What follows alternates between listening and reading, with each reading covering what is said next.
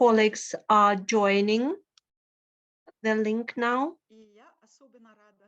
And I'm glad to join this meeting not from Turin, but from Tashkent. This is an honor and pleasure for me to be in Tashkent today with colleagues from Erasmus, who provided the space, the place to us to be able to work from Tashkent. While we are waiting for our colleagues to join, will you give me an opportunity, please, to tell you about today's activity? Can you see my slides?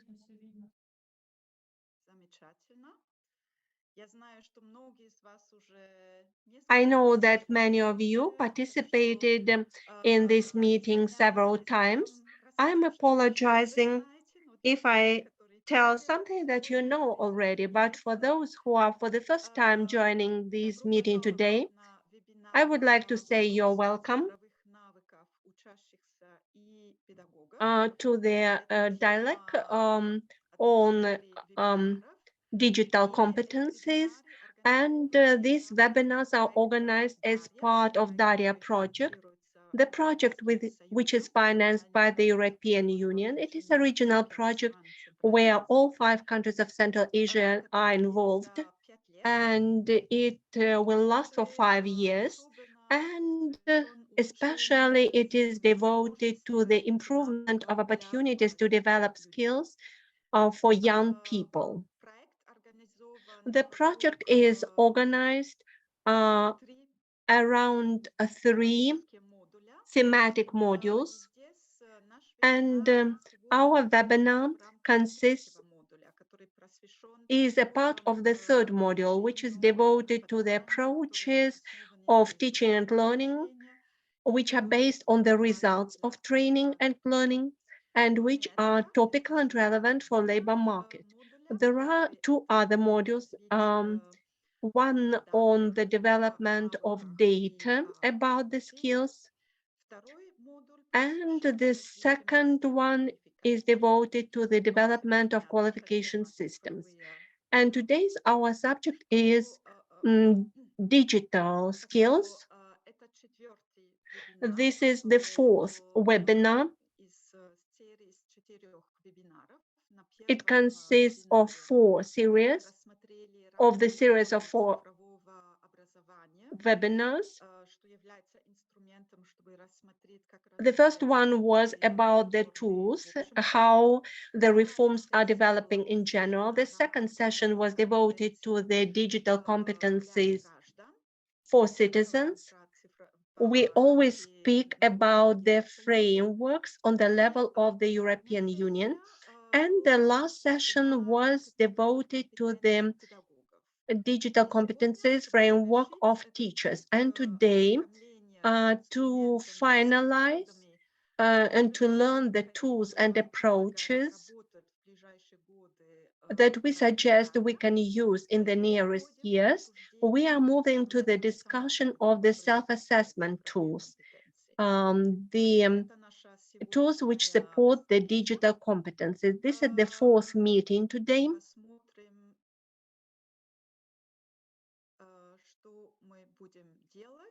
And we will consider what we are going to do. We will tell you a little bit about the existing tools, self-assessment tools, and we would like to reflect on this together with you, to discuss what you are using in your country. And we suggest you could work in the country groups, that you could work together and discuss some questions with each other. As I said, it is the last of the webinars, which is devoted to the digital competencies of learners and teachers. And if you participated in several webinars, minimum 3 of them,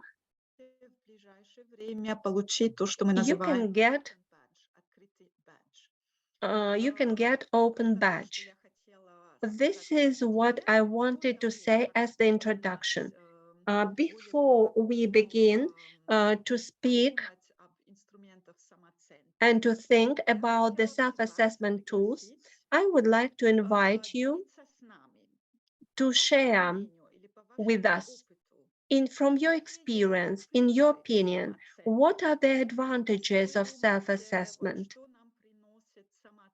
When you think about the question, what self-reflection and self-assessment gives to us? From your experience, what are the advantages of such approaches? In order to answer this question, you can say, or if you raise your hand, you can say this, or you can share this information with us in the chat.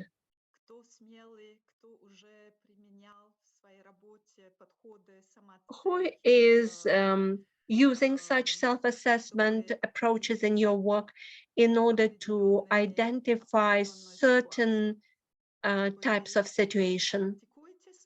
Do you practice that in your country, in your organization?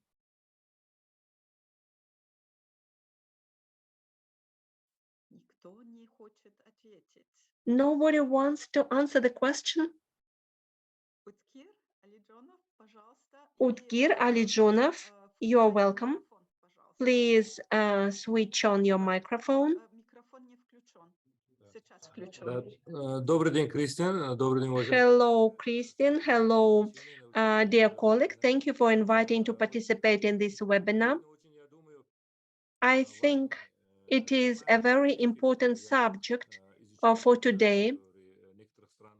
I was studying the experience from some countries where they performed self-assessment. They have good methodologies.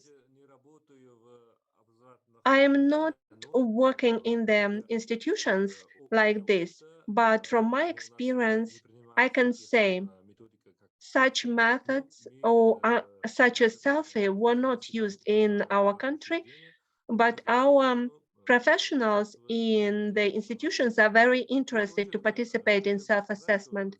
I would like to say, why do we need self-assessment? Sometimes we say about how we work, we report our results, and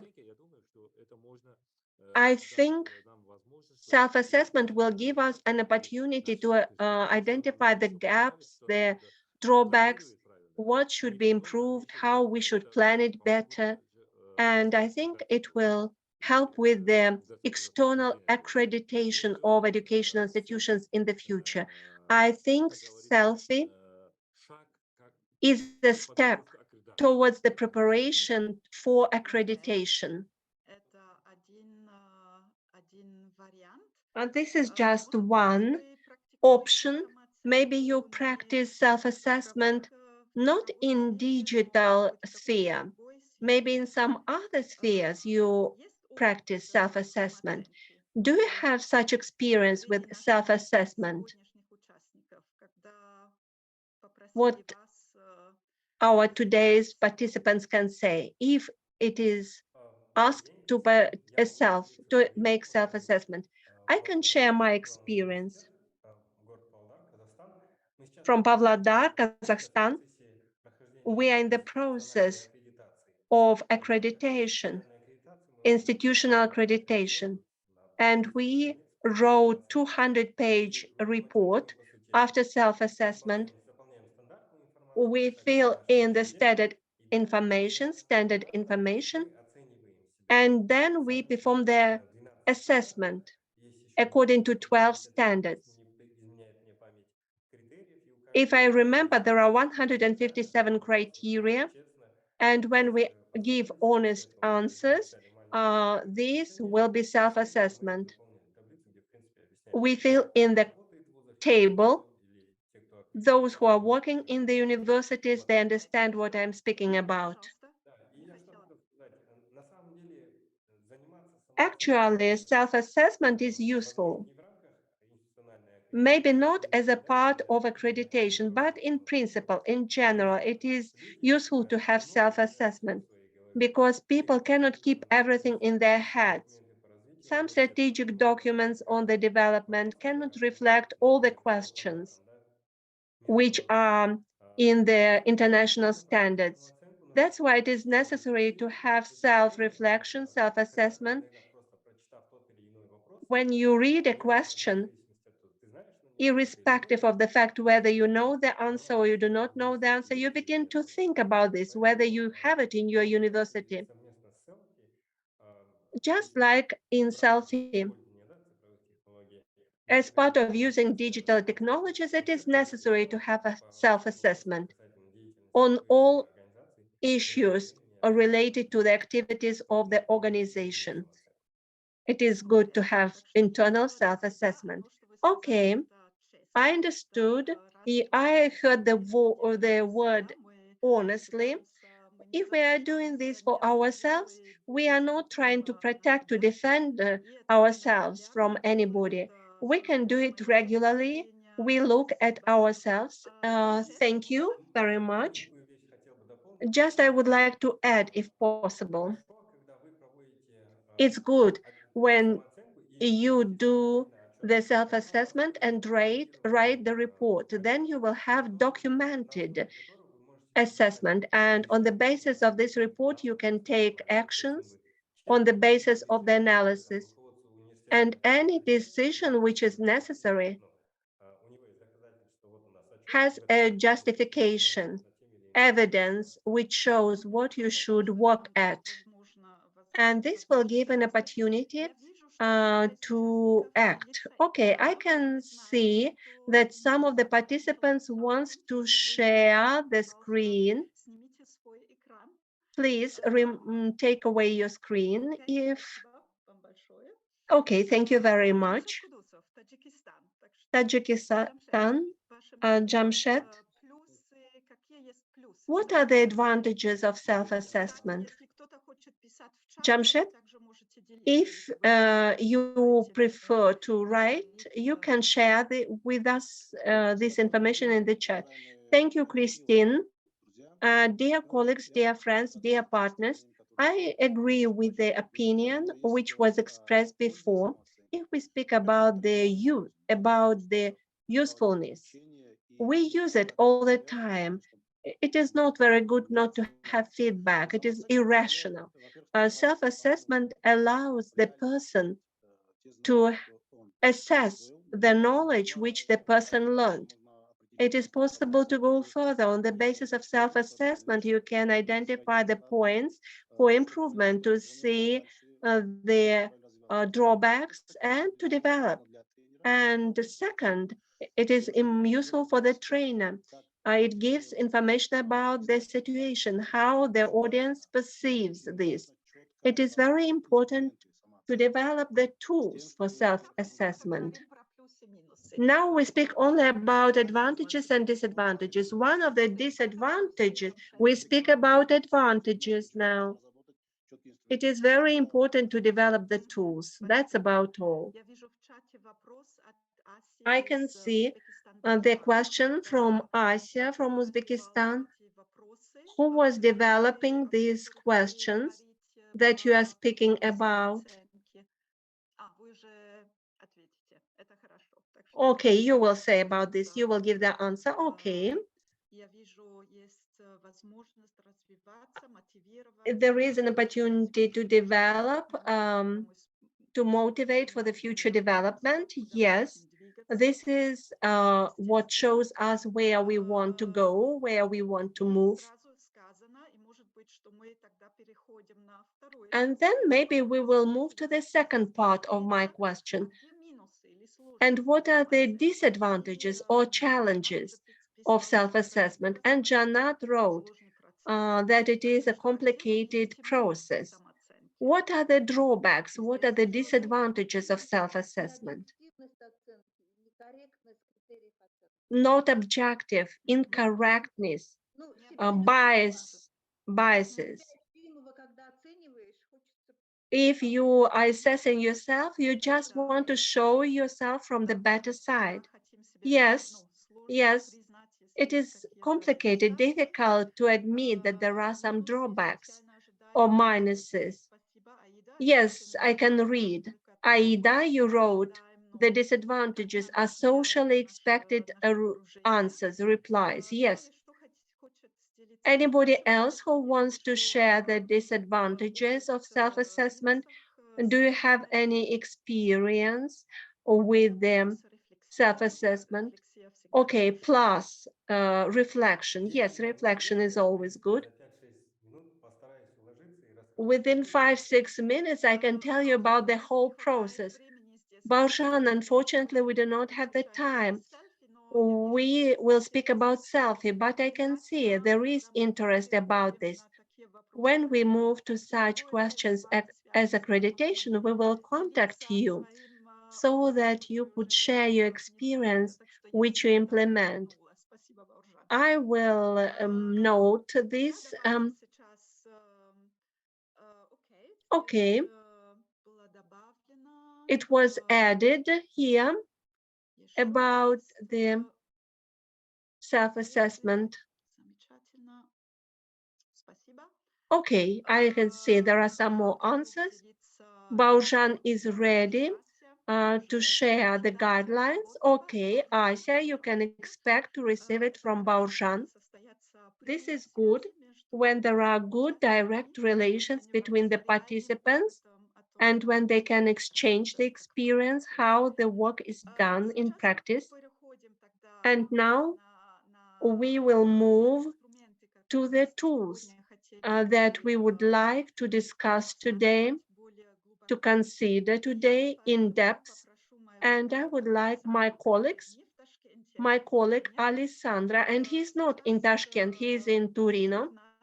And I asked him to speak about selfie, what it is about, and then we will have an opportunity for you to ask questions and you can share your experience. Okay, Alessandra.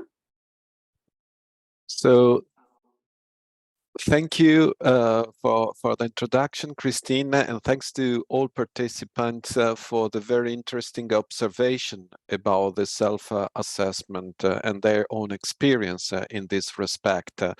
So today, as Christina, first of all, good afternoon to everyone.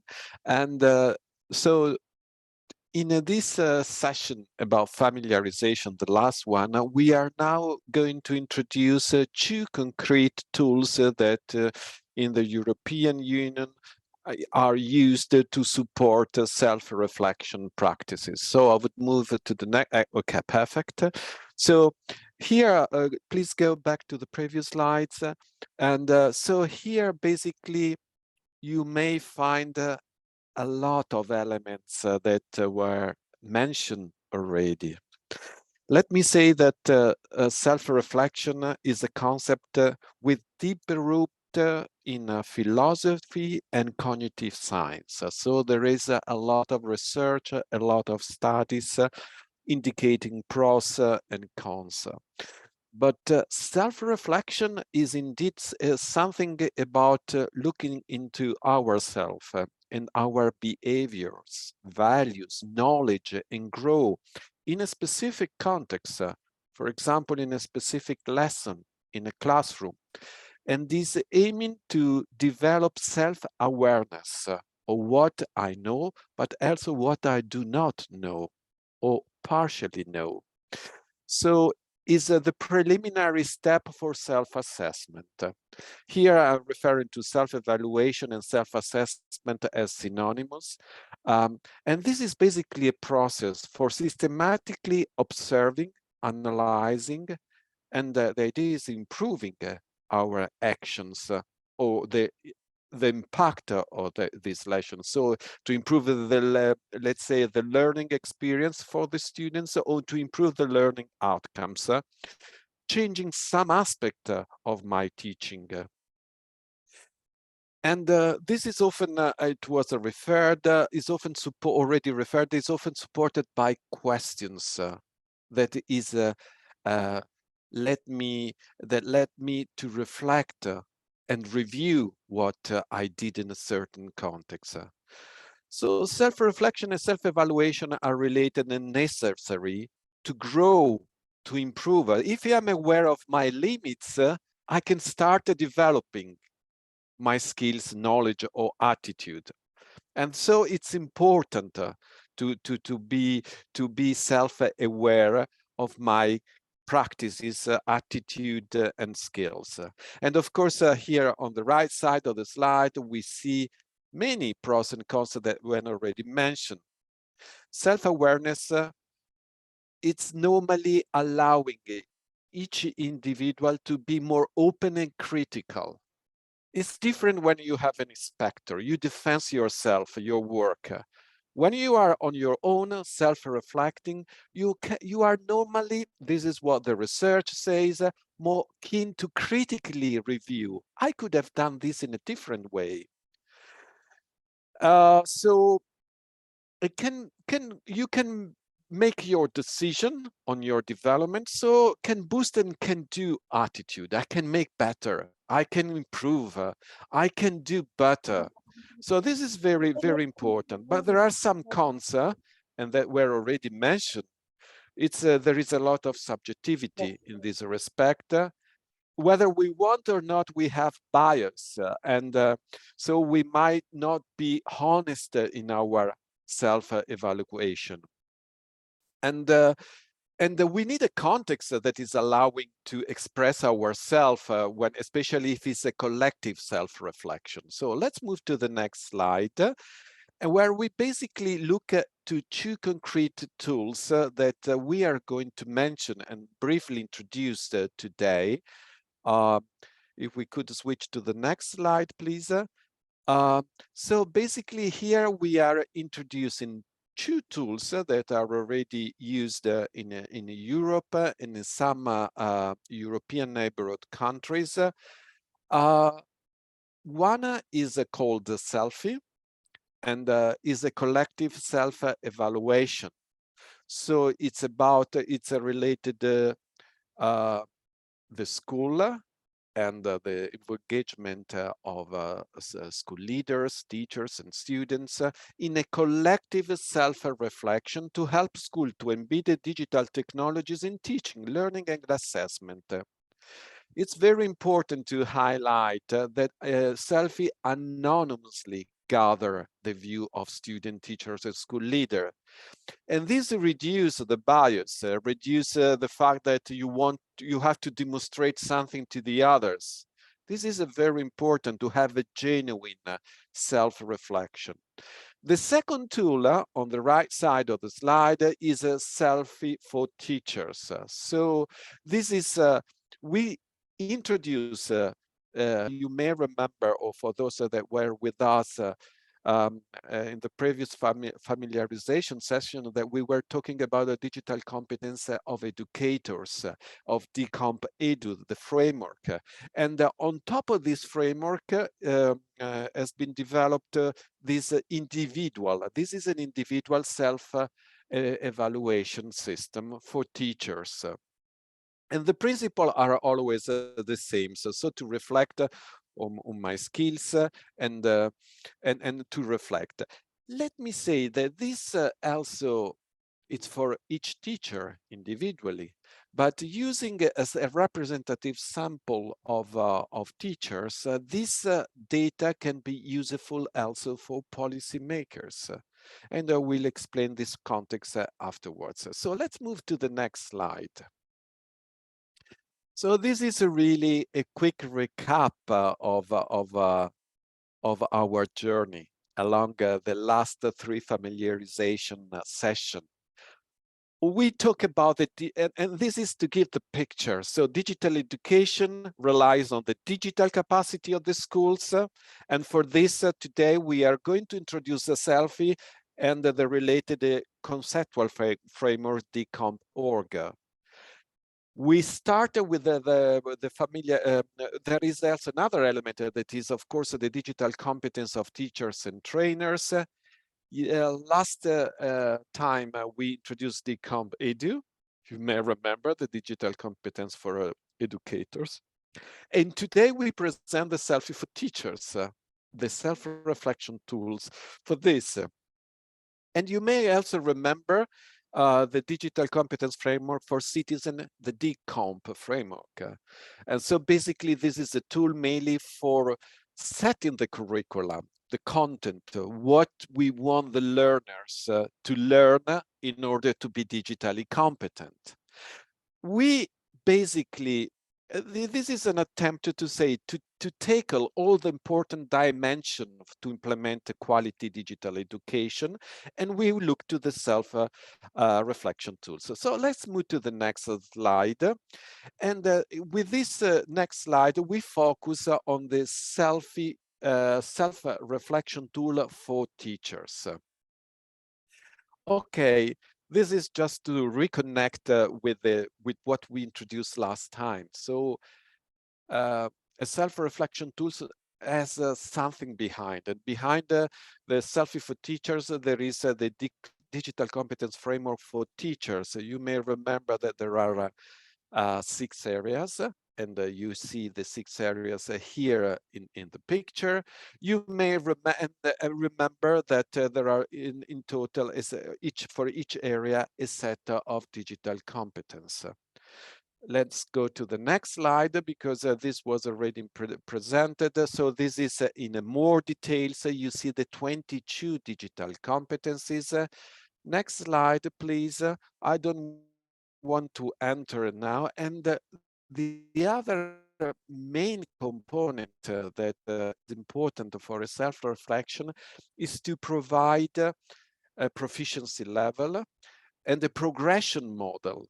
A progression model to see, so I do the self-reflection, I understand which digital competence among the 22 are more important for my subject, for my position, and then I make a self-reflection exercise to see whether to what level I am and how I could progress, and what does it mean to move, for example, from A2 to a B1 level.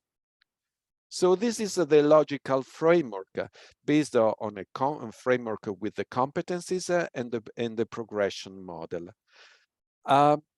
If you use a Selfie for Teachers, you will find statements like the ones that you can see on the screen quite soon after this slide.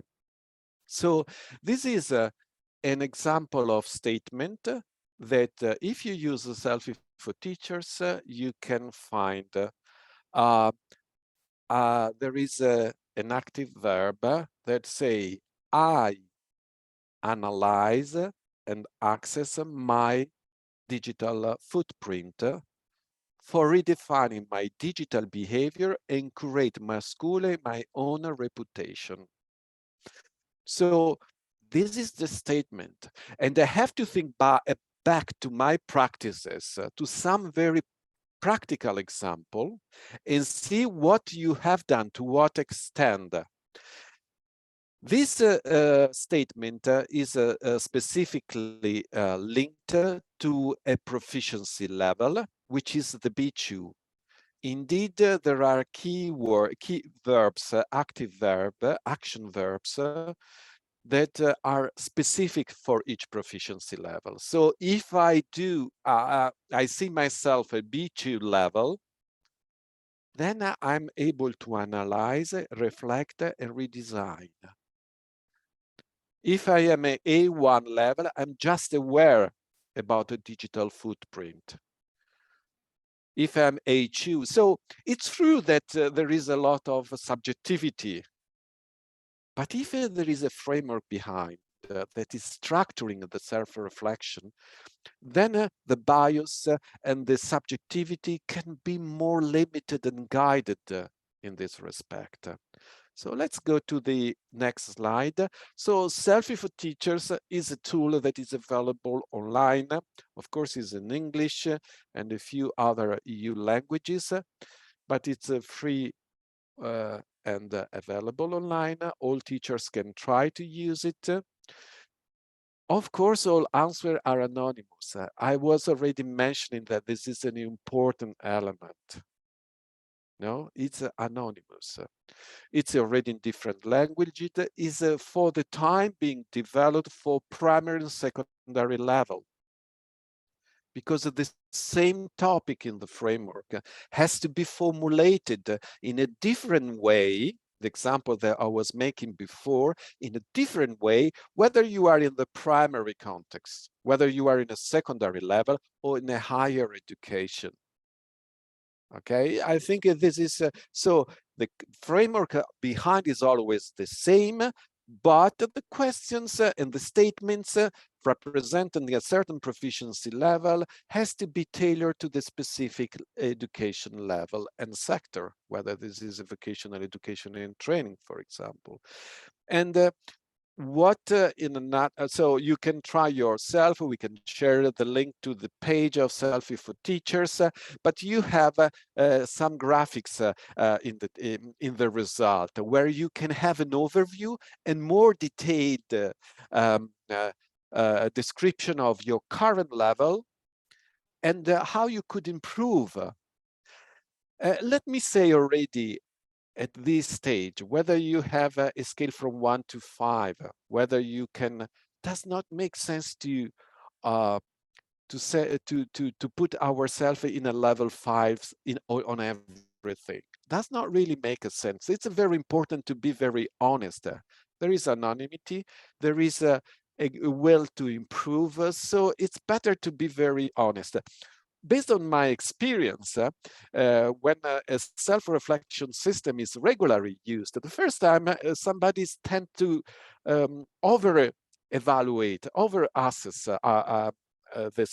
their own performance. If they do again the exercise and a second time, you might see, say, the lower proficiency level. And this is normal because I'm more aware, self-awareness. Indeed, I was not so good. You might think to other example, or you may come across other example, and you realize my online lesson was not really interactive, was not promoting learner agency. So this is what we can briefly say. So Selfie for Teacher is for teachers, is available, and it provides an individual feedback based on the answer provided through a standard questionnaire based on a framework and a proficiency level system that I have quickly introduced. Now, let's move to the next tool that we want to present today. Alessandro, we have a reflection session. Yes, correct. Sorry. So, thank you. First of all, или давайте переходим на русский. С моей стороны, по крайней мере. Okay, from my side, first of all, you have an opportunity to ask questions by either raising your hand or using the chat. So if you have the questions with regard to what Alessandro presented, with regard to Selfie for Teachers, please feel free. But we also have a question for you. You can either share it by talking or in the chat. So in your country or in your organization, maybe that way it will be easier. How do you assess the need for development of digital skills of certain teachers? Marina, you had a question or you want to reply? Well, I want to respond because in our country, the need in digital skills for teachers are set in the qualification requirements and the new version of professional standard. Previously, there was the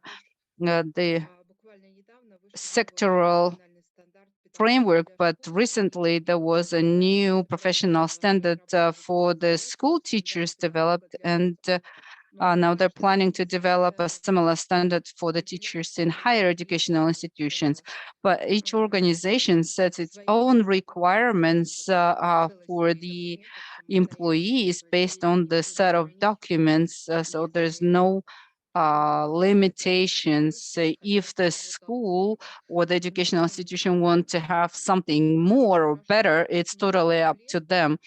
We also understand that there are a lot of problems. I am the expert on accreditation. I am the member of Accreditation Commission for International Schools and Higher Education, and quite frequently, when you meet up with people, you see the reports that they're using new methods of teaching and techniques. However, the actual performance proves to be different. They may use certain software, but rather than using the active methods of teaching, they just use a lot of typical softwares. So there is a problem of lack of preparedness to apply a wider model that Alessandro mentioned. There's no clear understanding of different levels of application. So there's still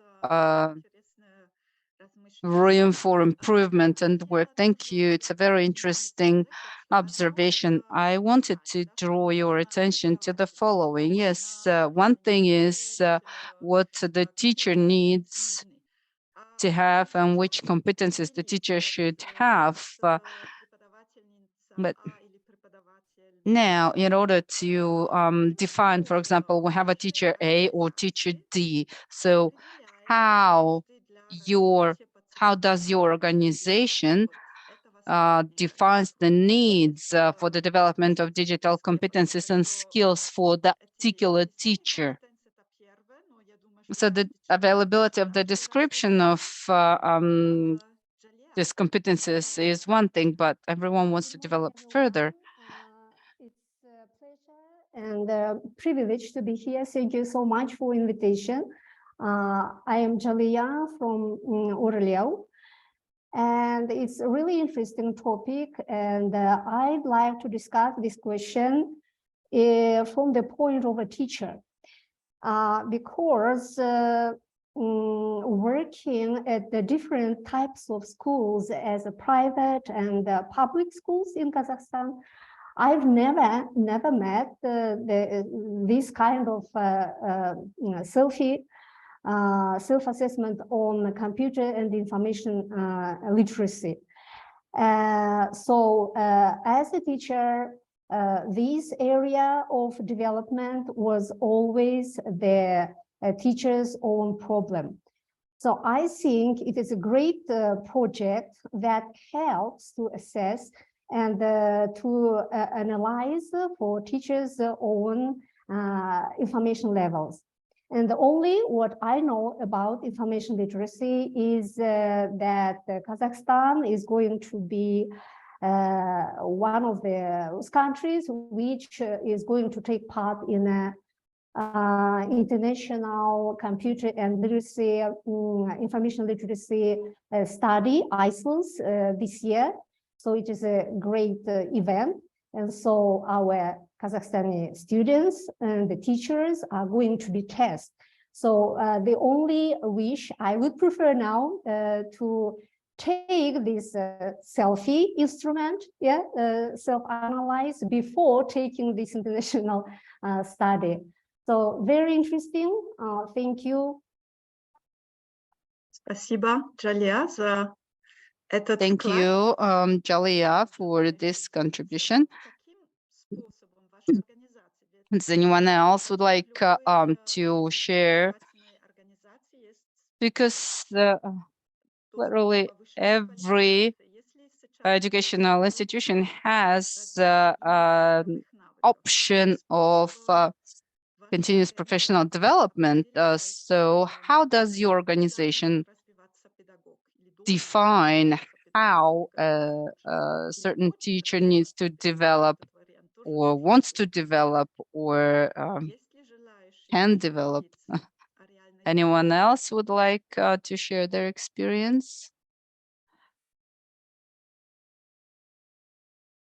В Узбекистане я тоже не знаю, что есть процедура I определения. also don't know about the procedure of assessment of the needs of Каждые 3 года skills and преподаватели должны competencies, but проходить every 3 years the повышение teachers квалификации, have to go through стандартное this повышение квалификации, professional development, единой and there are программе. standards. There is a unified Давать тест, program, в so котором they have to есть go through вопросы test, по английскому, по IT which has и the questions по on in нормативных English документах. and computer literacy and That's some all. legal documents. Okay, so I can say that there are certain cases when certain things are offered, but it's not necessarily linked to the overall development of a particular teacher, right? Anyone else would like to share, maybe? Или что есть другие способы. Or maybe there are some other approaches. Does anybody want? Okay, I can read. The needs are identified by surveys and questionnaring. Yes, it is one of the possibilities, ways. Any other answers and replies? If you want to share about something with us, then I suggest that we should move to the next tool, not individual, but the tool on the level of organization. Alessandra? Yeah, Christine, perhaps I want just to make a quick comments, a few quick comments on the contribution we had, bringing different perspective and important reflections to me. The first one, it's about the need of tailoring. Indeed, the tools that we are talking about, the two tools we are talking about, allows a level of customization. So this is important in a way that, let's say, you can decide to focus on specific needs and elements that are important in your specific context. This is something that was mentioned by Maria. It was also about the proficiency levels, which is a concept that it's a bit complex as well and has to be digested properly. But doing the exercise, so some training is necessary to learn how to self-reflect, but also to use the tools properly and to properly understand the proficiency level. So there is another important element that I would like to highlight, that what we you may remember in the previous familiarization sessions that we were talking about a self-assessment not only of skills but also of our knowledge and also of our attitude. There are many systems to also self-reflect on the attitude, whether we are keen to explore new tools, for example, for online assessment or not. Attitude is very important for human being. It's whether we want to really expose ourselves to new teaching and learning methodologies and tools or not. It's as Jalia was mentioned, it's very important, especially for SELFIE for teachers, to really take into account the perspective of the teachers of this exercise, because in more and more in the world, let's say, self-assessment is part of the quality assurance system or the evaluation system. And I remember at the very beginning, could not be for certification, but maybe to prepare for a certification. So sometimes the self-assessment at different levels, at system or school or teacher level, is important to get ready. For example, for the event also that Jalia was mentioning. So I'm aware of self-awareness. It's very important. So let's now, as Christina was mentioned, so As about Asia was mentioned in the procedure, indeed, there is an ecosystem around this tool in order to support the individuals or the educational organization to move ahead. This is not to be forgotten. An enabling ecosystem is necessary to make self-reflection good and effective. So let's move it directly to the next slide. So and start looking to SELFIE. So before we were talking about SELFIE for teachers, and now we are moving into SELFIE. And here you see in a nutshell what is a SELFIE. You may read on your own or later when we distribute the slide, but here you see what is about SELFIE. Anonymity is there. Even if it's a collective self-reflection, at school level, I can see aggregated, anonymized data. So there is no reason to say something that is not what you really understand of yourself or of your self-assessment. Why is important? Because we need to improve. The world is changing. We need to change. We want to implement lifelong learning. Okay, we more and more we have to expect to use a blended method, hybrid method, and so digital education it's in our future. How SELFIE works is an online system, is a paperless system. Everything is online. You need to just register your school. Again, we are talking about this is the link is included in the slide. There are a lot of resources. This is what I was mentioning, the ecosystem, because you need methodology, you need guidelines, you need specific instructions. And then there is a newsletter that I suggest to register. Everything is, you can start from the link at the bottom of the slide, where you can find all these elements together and browse. Now let's move to the next slide. And this is, as usual, a self-reflection tool require a framework with a strong scientific basis that has to be demonstrated, that is proved that it works.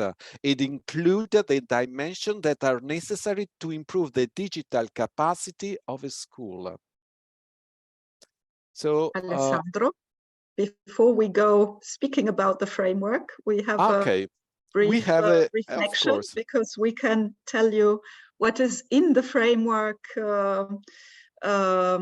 That is the basis for SELFIE, but perhaps before we explain about a possible model, it would be interesting to hear what, according to you, are the characteristics and the areas that need to be considered when thinking about a digitally competent education organization.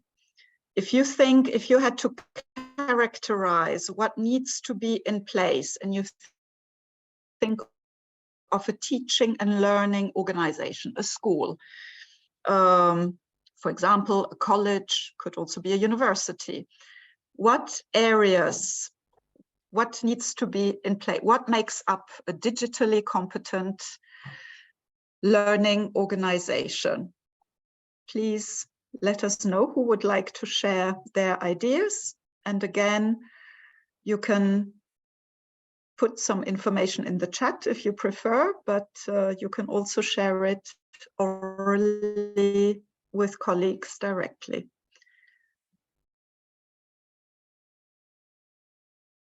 Кто хочет начинать?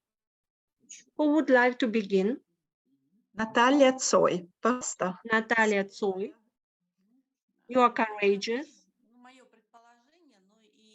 I just assume we have such schools where all processes are automatic. Interaction of teachers.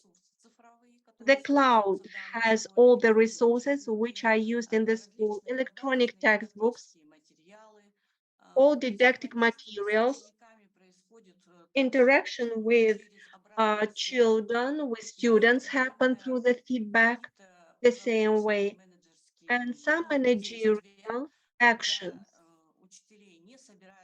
when teachers are not invited to the meetings where all the tasks are sent individually to them.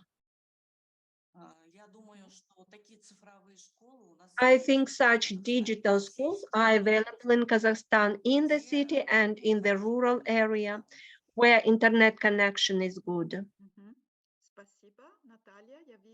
Okay, thank you, Natalia. Marina also wrote in the chat.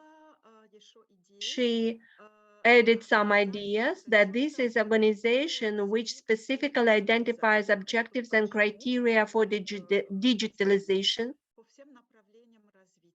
in all directions of development, doesn't just diagnose or trace, but also support and trains pedagogues. This is quite broad. It has a lot of elements. Uljamal wrote, the use of information, communication, and digital technologies, and the use of online services. You can share your ideas orally. What else is included? How does a competent organization look like? Mayra, I can see you switch on your microphone. No?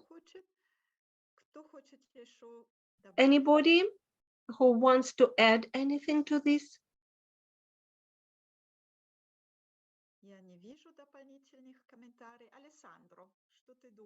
Alessandro, Yeah, I mean, what did you get from what you heard now and saw?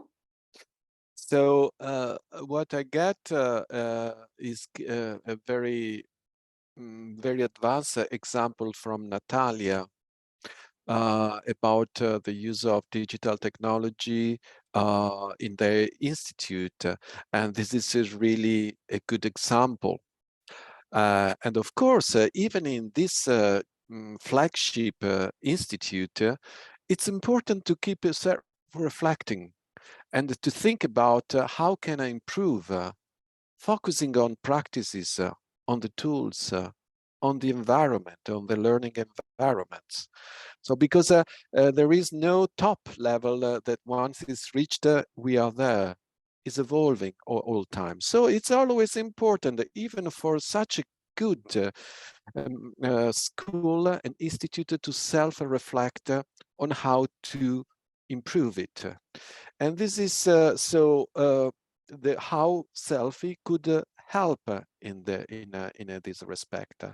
And I showed now, after this brief exchange, which are the key areas, I would say, to self-evaluating the digital capacity of an institute. So it's not anymore a single teacher self-assessment, it's a school that is self-reflecting on its own digital capacity. According to this several research, looking to a previous existing self-assessment tools for schools, the European Commission has developed this framework. I'm not going to enter into this 74 descriptor inside, but we'll limit, Christina, at this stage to the main areas. So it's considered very, very important, the leadership. The leadership is steering the development of the digital strategy and digital capacity of one school. Has to inspire, give space, and allow eventually experimentation for innovation, for better learning. So leadership and governance practices, it's one area. the selfie, some questions are related to this area. To what extent the leadership is supporting the digital education? Teaching and learning practices was already mentioned in the brief discussion we had. Of course, to what extent we are using in teaching and learning in the classroom, online, in the blended context. It's something that we need to reflect. Another element is professional development. To what extent my school is offering relevant continued professional development opportunity, relevant training. And here, it's very important to recall that with the need analysis and what is the self-assessment outcomes could be very important to really understand the individual needs of teachers. Sometimes standard top-down CPD classes are not very much effective. So it's very important that, because probably we were not matching the needs. So it's important to understand to what extent. Assessment practice, this is one of my favorite dimension. I participated a bit to the development of this framework, and assessment to me is very important because when we assess, we have to empower students. Assessment is really important to have a good attitude for lifelong learning, to grow, to self-reflect on my own as a student. So how we do the assessment is very important. And how, to what extent the use of technology, for example, can support a shift from summative to formative assessment method. This is the assessment it's an opportunity to grow, not to judge. And in that way, we can really, a student, be empowered. So, and then the content and curricula, to what extent this is covered. And the next, okay, content and curricula, it's quite clear. It's about the programs that we have, whether there is a mandatory set of like DComp, you may remember, it's providing clear indication that there are digital competences that is a must for all students, whatever they are studying. Is this there in the curricula or not? And then the collaboration and networking, peer learning. The research and the literature say that we are much more open-minded when I talk. One teacher is talking, for example, with another teachers. How did you present this subject through remotely? And you might see the good practices or co-creation, the constructivism are really an important element to improve the digital capacity of the school. And then we mentioned already that Natalia was mentioning, okay, we have the cloud, we have this is not always for granted, but if we talk about platforms, if we talk about digitalization of resources, if we talk about internet connection and equipments, this is a precondition probably in our mind, and it is, but has to be in the framework. And we always have to consider whether our infrastructure is really updated and tailored to the specific context. In vocational education and training, we know that there are simulation tools, virtual reality environments that could be developed and support the understanding. So this is the 7 area.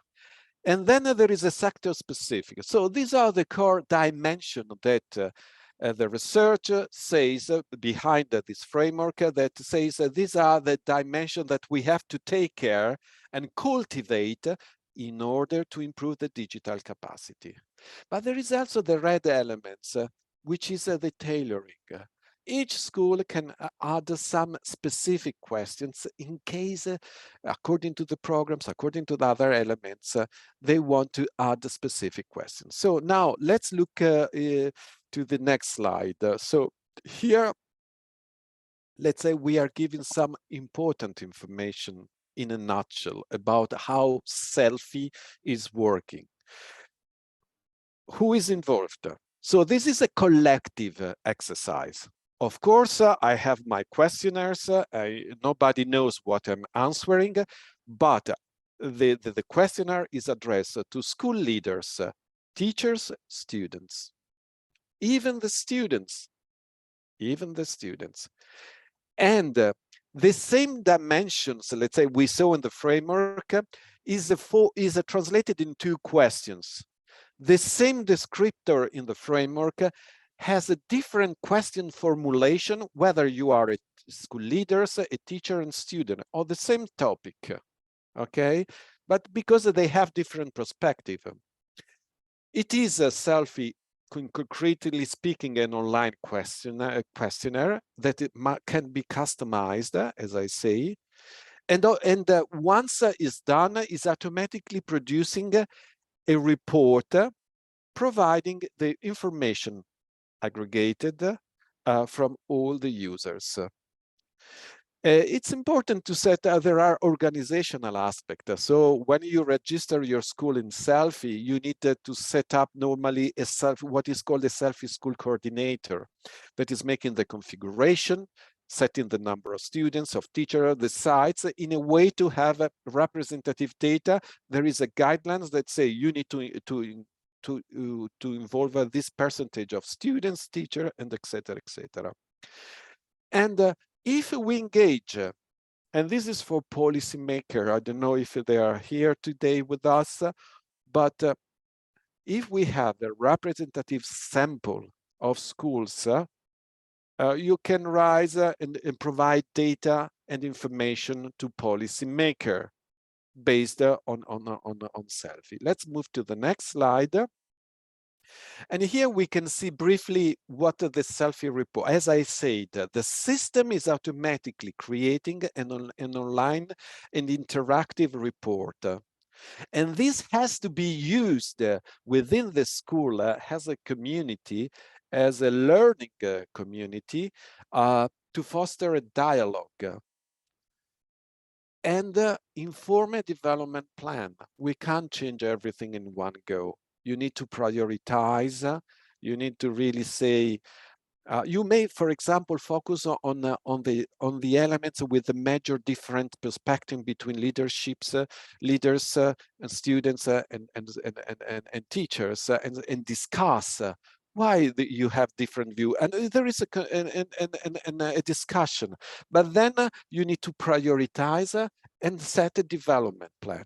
Let's focus on the resources that I put on the quality of the resources. I'm thinking to Natalia example, just on the content that has been digitalized, whether this is just static, dynamic, whether this can be can be customized, etc., etc. And if we use this exercise on regular basis, once every 1-2 years, you can monitoring your progress. Let's move to the next slide, where these are the main features of SELFIE. No, of course, it's important that it's possible to run it from any device. This is so we more and more use mobile devices, computers. If you want all teachers, for example, in your school to apply to SELFIE, they could use different devices, and the interface, the presentation layer, and the system works properly in all kind of for any device. Is secure, so with the highest level of a security measure. As I mentioned, I ensure anonymity to all participants, and can be tailored. So there are core questions that you have to reply, because otherwise the integrity and the system itself is corrupted to some extent. And but you can add your own questions, your own items that you want to observe, and in that moment you can, let's say, specify the questions that for this topic that you want to address to the school leaders, to the teachers, and to the students. What is important, we could move to the next slide. It's very important. So these are the 6 areas on the left, let's say, that are in SELFIE, the most important ones. And on the right side, what I wanted to recall that the system can be customized. So there are core questions. You have to reply to all of them. There are optional questions about blended learning. This is an optional area. You can decide to include them or not. So it's a bank of questions that you can select. Some of them are optional. Then you can add your own questions. So this is quite flexible. And that's why it's quite successful. I can tell you that this is already in more than 40 languages, the system, and is included. It has more than 4 million users, and it's growing. After the COVID-19, there is more and more schools that decide to use it to improve their digital capacity. Okay. Let's move to the next slide. Here, ETF, the European Training Foundation, the Christine and my organization, we support the implementation of SELFIE, normally working with the Ministry of Education and the Ministry of the Digital Transformation of the country. So there is some preparation of the design, and these are specifically the steps that a school has normally to take in order to let's say, run SELFIE properly. There is a registration of the school. There is a configuration of the schools. Because the questions are changing based on the level of education and sector of education, and etc. etc.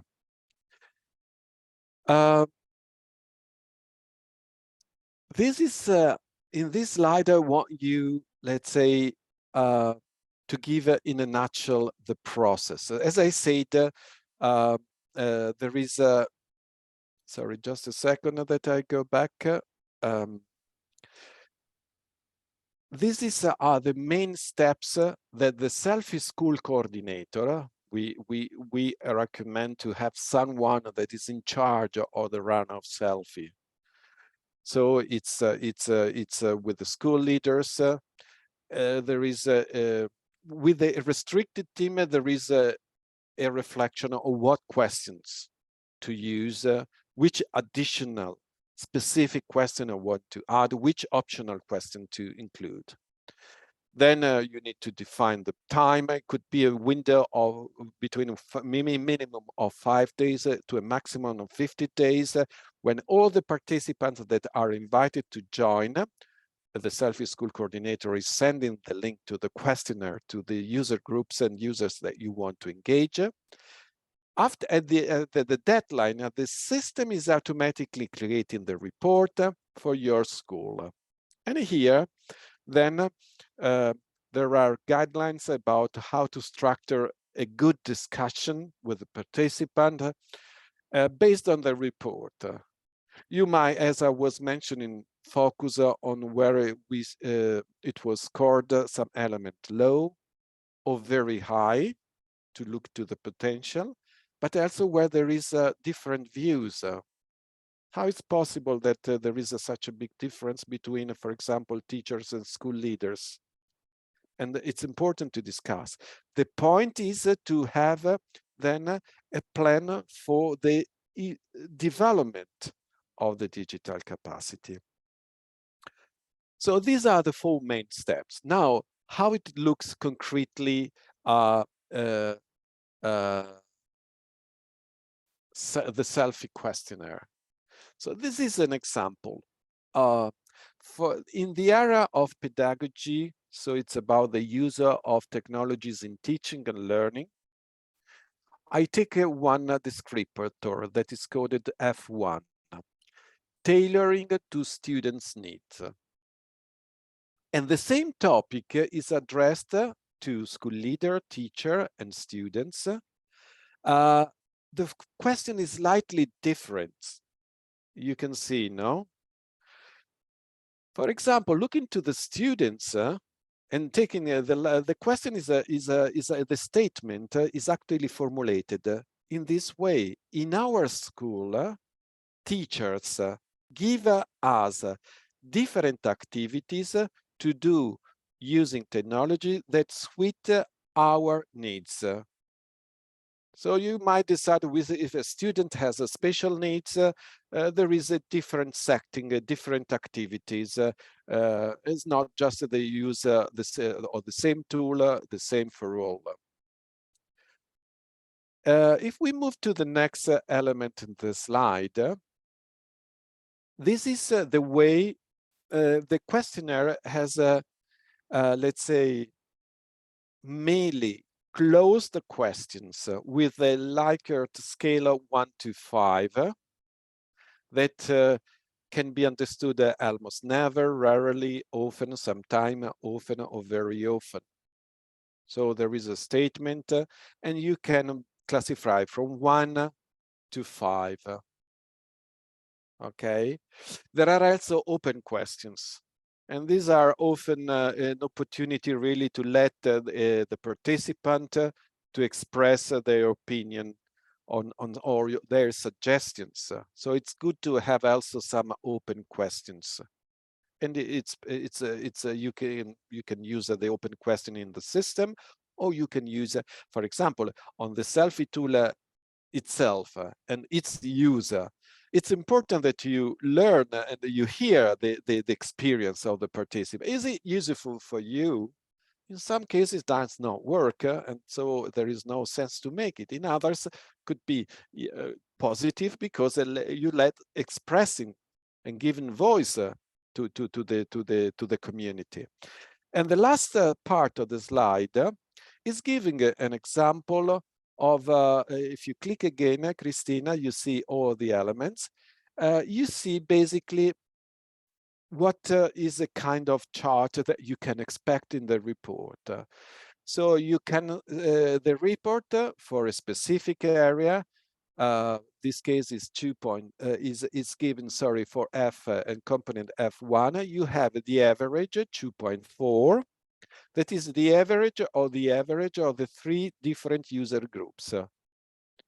In this case, school leaders, on average, all the school leaders were given marking 2 about tailoring to students' need, while the teachers are more positive. They are saying, yes, I'm doing this tailoring, and the students are in the middle.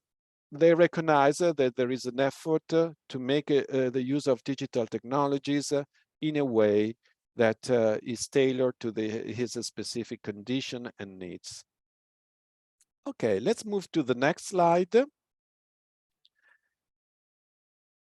And in this slide, Christina and colleagues, we wanted just to recall some important element about the use of self-assessment tools.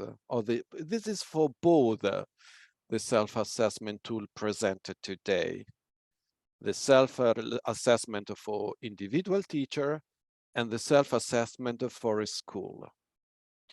And specifically, we can say a SELFIE for teachers, for example, is not designed to rank teachers' performance. There are other format systems to do this. It's a really raise awareness on our digital competencies and see which one are important to develop specifically and to what level. We don't need to be C2 according to the proficiency level for everything. Absolutely, we don't need to be pioneer or pathfinder in everything. But a certain level like B1, B2 should be a good target for many teachers and for many competencies.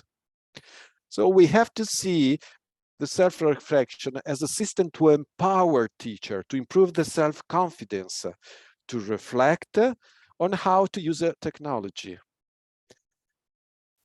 And based on their self-reflection result, the teacher can design their learning pathway. So more and more with the micro-credential, with other system, it's important that CPD is organized in a way that I can build my learning pathway. Of course, there are learning pathways that is common for all teachers, but then you need at a certain level some specific pathways to respond to my specific needs. On the second column of this slide, I want to highlight that SELFIE is not for a good school with strong digital capacity. Every school can use a SELFIE and start developing their own digital capacity. Internet could be available and not available. Of course, normally the infrastructure is a precondition, but with basic infrastructure is still possible to have a digital learning experience using offline system, using the mobile network if the landline is not available, using low-tech solution. We don't need always to use a high-tech, very expensive solution.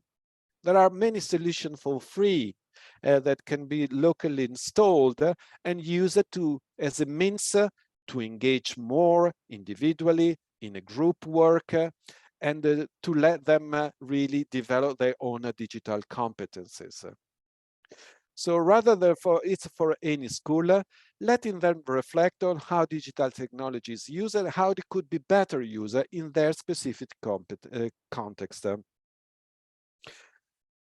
And last but not least, based on the collective self-reflection, the school can develop a common culture, a strategy, and the development plans. It's very important. It's very engaging normally an exercise like this. Students, for example, are really excited that somebody's asking, what do you think about something? And so it's you might organize a hackathon, you might organize moments where competitions for the best ideas. But the point is that in this way, as an effect of this exercise, you have to develop a culture. And finally, you need really to have a strategy for digital education. Some schools are developing strategies starting specifically on artificial intelligence systems. So it's important that within the school and all the communities involved and is not just a matter to reflect individually, but to act collectively through a development plan. Okay, that is my last slide. So Christina, over to you. And thank you for your attention. Спасибо, Alessandro. До того, как перейти, Thank you, Alessandro. Now it's time for our collective self-reflection, and we suggest you to work in your country teams. But prior to that, I'd like to ask if you have questions with regard to Alessandro explained with SELFIE for teachers or SELFIE for schools. Is there anything that you wanted to clarify or maybe learn something more?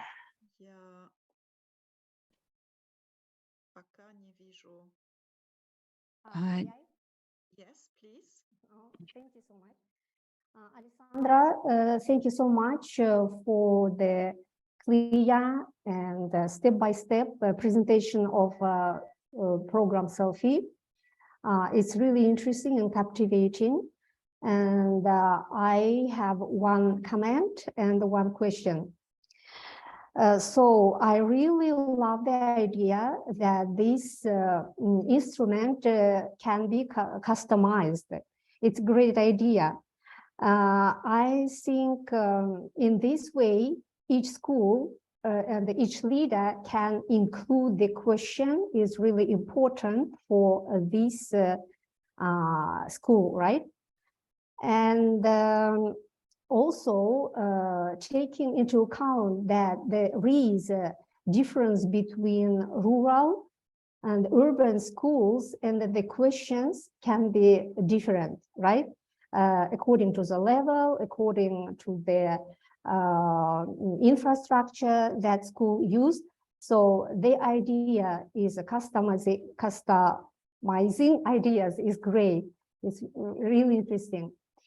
And my question is about the SELFIE. So is it a different program for school for organization assessment and for teachers assessment and student assessment, or it is all three parts in one instrument, but divided into different parts, but it is still one instrument? That is my question. Thank you so much. Thank you. Yeah, perhaps I answer in the meantime to this question. And I see that some colleagues are putting something in the chat as well that we might look at.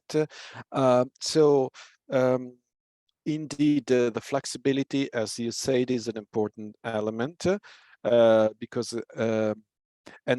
just to be recap the two main dimensions. One is about the level of education and let's say the sector of education. So the same questions are addressed in different way according to the level and sector. For vocational education and training, for example, there is a specific version for involving also the trainers for in-company training. And let's say this is by system, I would say, tailored by the level and sector of education, referring always to the same frameworks behind. Concerning the personalization, I confirm that I can add another descriptor, let's say, on top of the 74, and this can be on a specific topic that is relevant for a school. And this the SELFIE school coordinator can add this new question. There is a limit up to 10 questions, if I remember correct. You set the descriptor that you want to analyze, and then you have the opportunity to address the questions to the different user groups in a different way. Please note that some questions are just for school leaders and teachers, for example, because it's not relevant. If we talk about the strategy of the school, this is more for the school leaders and teachers. So you can decide whether the question is for all the 3 user groups or 4 user group in case of vocational education and training, or just for a subset of user groups. And an important development that it's linked to these questions that I want to mention at this stage is that, again, this is a system for the school. The school is not expected to share this data outside to ensure the genuinity of the exercise. So even if individually each participant can anonymously answer because no personal data is recorded, even the result at the school level are anonymous. Of course, a school leader, a school manager can decide to share this data with the regional authority or with the ministry, but this is something that is not normally expected. Why I'm saying this? Because when we pilot SELFIE in a country, what we do is to aggregate the data from the schools in a way that anonymity at single school level is ensured, and at system level for policymaker is possible to have an overview of the digital capacity of the schools in a specific territory, region, or overall if we are engaging all schools.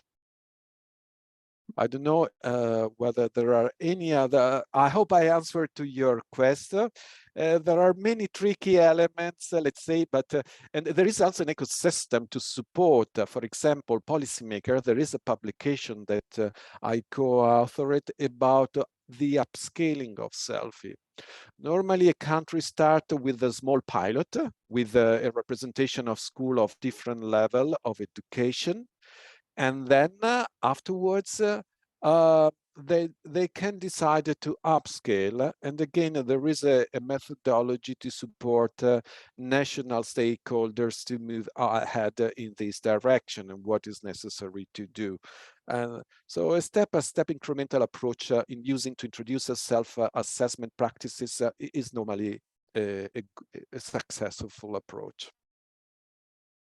Спасибо, Алессандро. С этим мы закрываем представление. Thank you, Alessandra. We close the discussion with this. If there are no any questions about selfie, how selfie works, everything is in one system, but it is anonymous. It is very important to understand this. On the level of the educational institutions, all the data are anonymous. And it is possible to see the report, but impossible to see who answered these questions, which student or which teacher gave the answer, certain answers. Dear colleagues, it's time to work in groups. I will share the information, the slide with information how we are going to work. First, it is group work, and Nina sent the links to Google Doc.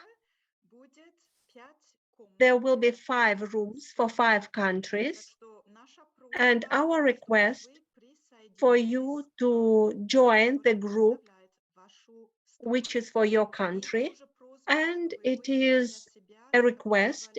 Please copy the links that you see, the link for your country, so that you would not begin to write comments in the document of a different country. Copy the link to Kyrgyzstan if you are from Kyrgyzstan. What shall we do? In the nearest 20 minutes. Can you see the slide? Can everybody see the slide? See the slide? Yes. Вам видно? Да, хорошо видно. Yes, we can see it well. Окей, спасибо. Так что в страновых группах In the country groups, we ask you, we will provide you a little bit less than 20 minutes, maybe 17, 18 minutes. We will bring you back after this time passes. We ask you to discuss in your groups. Based on what you know about your organization, document the discussion in the Google Doc, which is meant for your country. For your country, which of 2 tools, selfie tools, for teachers or for schools, would you begin to use first in your country? What would you begin with? And why? And why do you choose this tool? Maybe somebody would choose selfie for teachers. Another country would say they choose selfie for schools, for educational institutions. Discuss and document, please. What are the favorable factors for the selected tool? Why do you think selfie for schools is the most interesting for your country?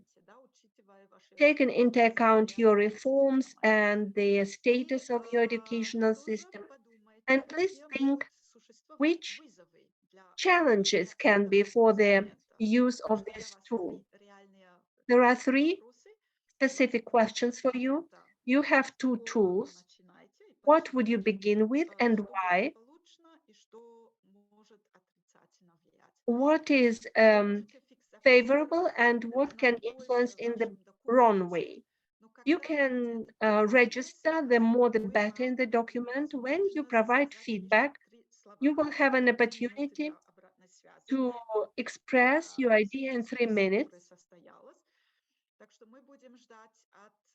And we will look forward to hear from your group which instrument, which tool have you chosen for your country? What is the positive factor which influences your choice? And what are the negative influence? What is the negative factor? Challenge. Just 3 minutes, just in 3 words. If you agree, at the website Darya, we can share your documents. You can explain your information to everybody in this way. We suggest you discuss it in your country groups now.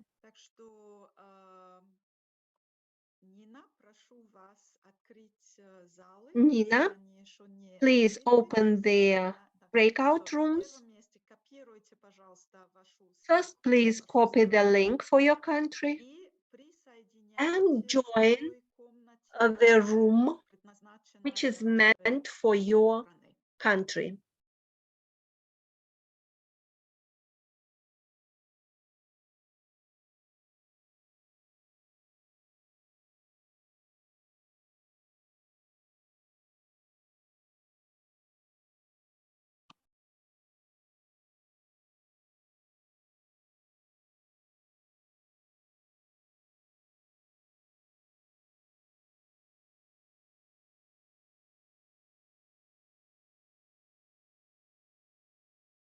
И Нина, я, например, не вижу комнаты, которые открываются. Они открылись? Да, вы видите? Nina, did you open the rooms? I do not see. Join the rooms which are for your country.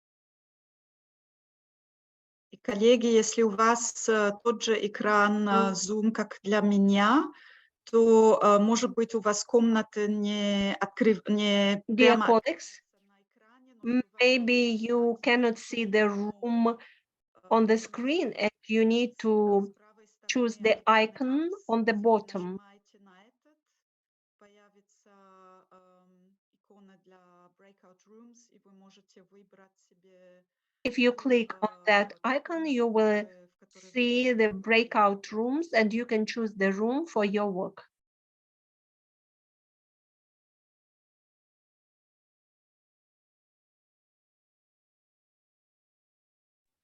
С правой стороны 3 точечки дополнительно, туда нажимаем, там есть сессионные залы.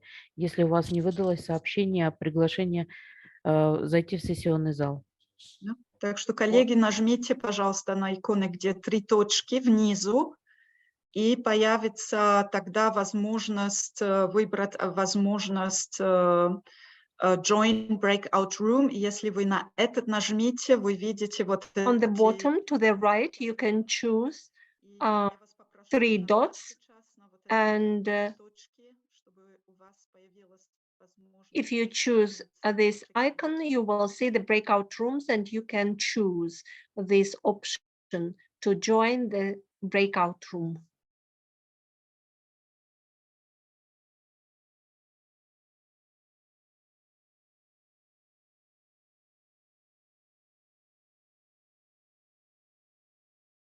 Коллеги, пока я вижу многие из вас еще в главном зале, так что нажмите, пожалуйста, Dear на colleagues, икону many of you are still in the main room. внизу с правой стороны, где написано More, и появится возможность выбрать Join Breakout Room. Нажмите на этот, и появится ваша возможность присоединиться к комнате, потому что мы не успеем централизованно вас присоединить к каждой комнате.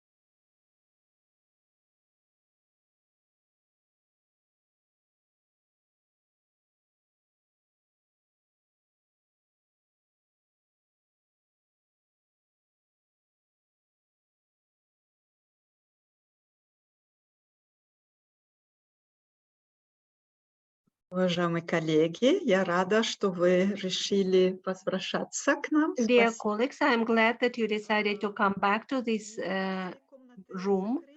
Nina, have you closed the rooms? Yes, the session breakout rooms are closed and all the participants are here. I hope that you had a very interesting discussion. Maybe you didn't come to the consensus. Maybe it was too difficult to do it. I ask you to share your ideas and we will begin according to the alphabetic Latin alphabet. So I ask the colleagues from Kazakhstan, from the group from Kazakhstan, and I remind you that you have 3 words, just 3 words. Which instrument, what are the favorable factors, and what are the negative, what is the main negative factor or negative element that can influence this tool? Who are the repertoire from Kazakhstan group?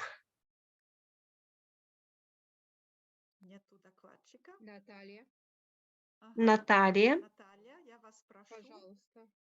Natalia, I ask you to speak.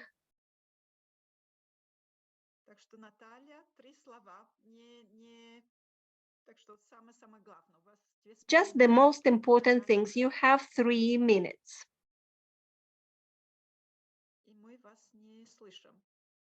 We cannot hear you. Извините, микрофон не включила. Какой из двух инструментов наша группа выбрала? Это школа. So which tool? Мы The более tool for глобально school, смотрели на эту for проблему и schools. полагаем, We что approached более globally системная to оценка this и problem. адресная поддержка. School, what are the positive and what are the negative factors that can influence? Все-таки коллективное участие The collective engagement in the process. и отрицательные And the negative is равномерное покрытие интернета. that the connection with internet is not the same everywhere. Can you share the document with everybody so that everybody could read in details? Yes, we agree. Okay, wonderful, thank you. Natalia, I'm apologizing that it is so short time for the presentation. I hope the discussion was interesting and fruitful. Now, dear colleagues from Kyrgyzstan, who are the reporter from Kyrgyzstan? Hello, my name is Guljamal, Association of Education for Adults. We were discussing this and we think that first of all, schools. First of all,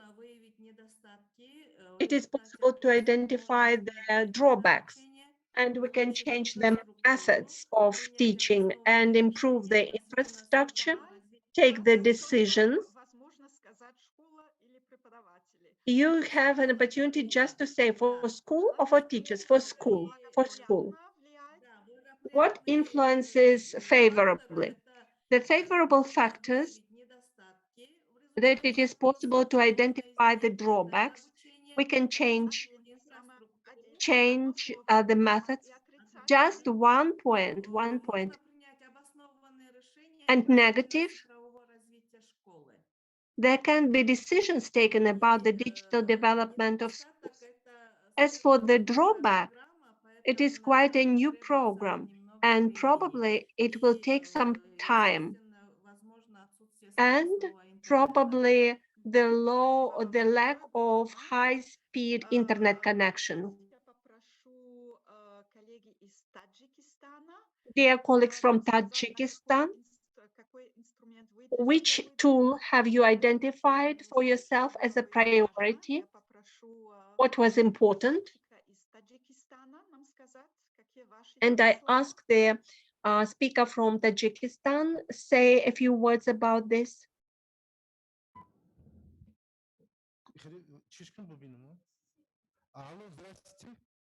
Здравствуйте, мы вас слышим. Hello, Mansur is my name. I would like to share our reply. We chose their tool for educational institutions, for schools. Для вас хватит, так что больше вы уже делиться не можете, так что вы тоже выбрали для учебных заведений. You also chose for schools. What is the good factor and what is the negative factor? There are technologies, personnel, and database, students, and curricula for this. On the basis of this, we can perform the common analysis. The tests and the lack of qualified, this is the negative factor. Thank you very much. Thank you that you agreed to give this short answer. The group from Turkmenistan, would you share? So yes, we also selected schools.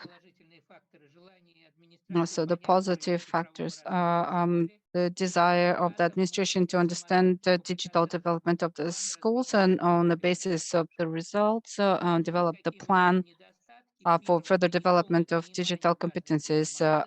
The cons are a lack of understanding of self-assessment, and second is a big difference in digital skills in different teachers. So the average assessment does not give a full picture. Thank you. Thank you very much, Yuri. So far, everyone decided to do the self-assessment of schools. And now our colleagues from Uzbekistan, which tool have you chosen? What would you like to start with? Hello, Christina.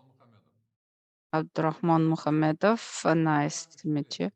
So we choose teachers, selfie for teachers. So you're different from others. So we prefer the expert teachers, the leaders of education. And I believe we'll be able to do that. So you focus on individual teachers, experts, leaders, educational leaders, not schools. So what are the pros and what are the cons? We have a very good expert capacity resource, and we need to develop their capacity. We need to work with them. Right? Thank you. Can you share your document later on? Provided to us. Thank you. I am sorry that we had to reduce the presentation, but we wanted to talk more. So, Alessandro, what are your conclusions based on the feedback from our colleagues? There are no wrong or right answers, and it's great, however, to have collected this information that is very useful for us for the next steps. And of course, if you look at the school, there is a holistic perspective. So you want to look to the digital capacity overall, but it's also very important to, let's say, as Uzbekistan is doing, to focus on the teachers, because whatever future we imagine, we know that the teacher will be at the heart of any education and training process, especially of education processes. So this is both a very good starting point. And so I look forward to the next steps and how we will be able to proceed on this. Thank you for Christina for this option. Так что спасибо вам большое, и это не простой выбор, но с чего-то. So thank you all very much. That was not an easy choice, but we need to start with something. And we need to understand which tool can be helpful for your development based on your current strengths and weaknesses, and choose your option. And this is the last of the 4 webinars. I would like to sum up what has been covered within these 4 sessions, and what is important to keep in mind when we talk about development of digital education. Yes, we've talked about several times, both you and us. We talk about ecosystem, and that there are many actors involved, and thus, first and foremost, is to understand and measure the the actual situation. That's one of the important tools and areas that need to be covered successfully to know how to develop further, and if to see if the measures that are undertaken are bringing the expected development results. And thus, the self-assessment is actually both the beginning and the end of each cycle. And there is a direct link between what we call the methods, bottom up and top down, and both of them are required. And we considered the digital reform development framework during our first webinar, which we proposed to the countries that would like to work closer with DARYA project, that it should be used for identification of how you want to develop further, how it's linked to your national strategy, but to not miss out such important elements such as involvement, equal opportunities for all in the ideal case. So this is one of the important elements. So it's this top-down approach and policy. And what else is important, what we looked at the last 2 or 3 sessions,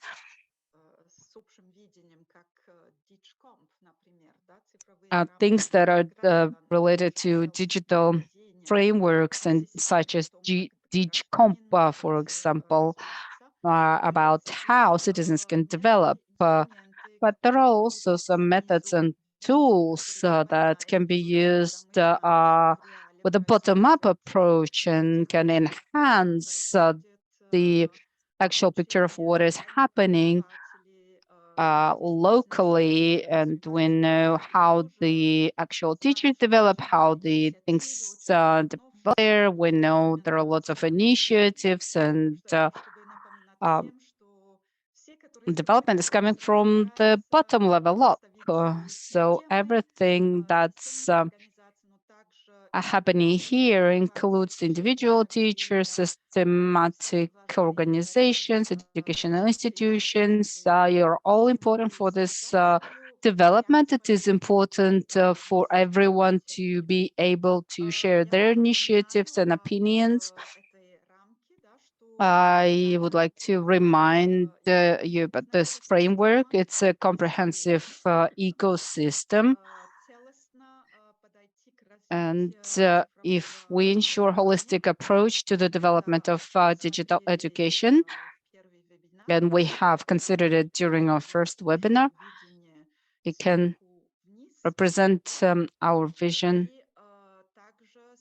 top down, and also considering all other frameworks such as competencies for citizens, for the adults, for the students, the competencies frameworks for teachers as well, for trainers, as well as frameworks and competencies for the organizations, for the institutions. And all of these frameworks are mutually complementary and cross-cutting. And the tools that we presented to you today allow us to strengthen this bottom-up approach.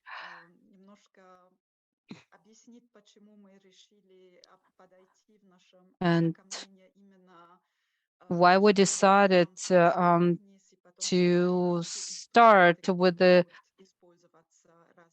top-down approach and then started talking about the bottom-up approach with all the frameworks that can be applied by the countries helps us to understand that everyone plays their own role, and without that we won't be able to ensure successful reform of digital education.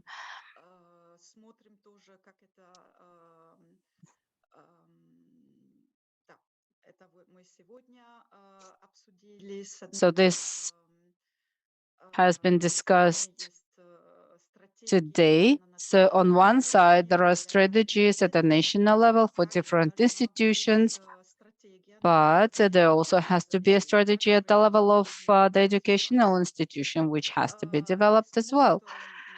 There is a monitoring at system level, as we mentioned before, such as national statistics, and we know how it's developed. But then there are types of monitorings that are required for each individual school as well as individual person. And that's where we talked about the self-reflection for teachers and trainers. So with that, we would like to wrap up our cycle of familiarization activities. In May, we will start new cycle where we'll talk about the professional development. It will be complementary to what has been discussed within these 4 sessions. I would like to ask Nina to share the questionnaire for feedback now in the chat, please. And I'd like to ask our participants to fill out this questionnaire. I'd like to know how useful this webinar was for you. Was there anything new and useful? If something was not as good, please tell us how to improve, because we plan to have similar sessions in the future. So your comments and suggestions are very valuable. And with that, we would like to wrap up our today's webinar. I would like to thank all of you. I would like to thank Alessandro, especially, for being with us today and for getting prepared for this event. I'd like to thank the interpreters that help us to communicate. And I hope that after this discussions, you will be more willing to work in the area, not only on the DARYA project, but we will also announce about the follow-up steps, and you'll be able to work independently and individually, and you'll be able to apply certain tools such as competency frameworks, because they are very useful irrespective of where you work. They will be helpful for you to do the self-reflection, whether you're coming from the vocational education, or whether you're the developer of the curriculum, or whether you work in the Ministry of Education or Ministry of Labor, because once again, the digital competencies are those competencies that are required for all citizens, not only those who are being educated, who are educating, but to all citizens who are part of the society. I'd like to thank all of you and hopefully see you all during the follow-up webinars. We will share the materials and the recording of the today's session as well. So thank you all very much and have a wonderful day.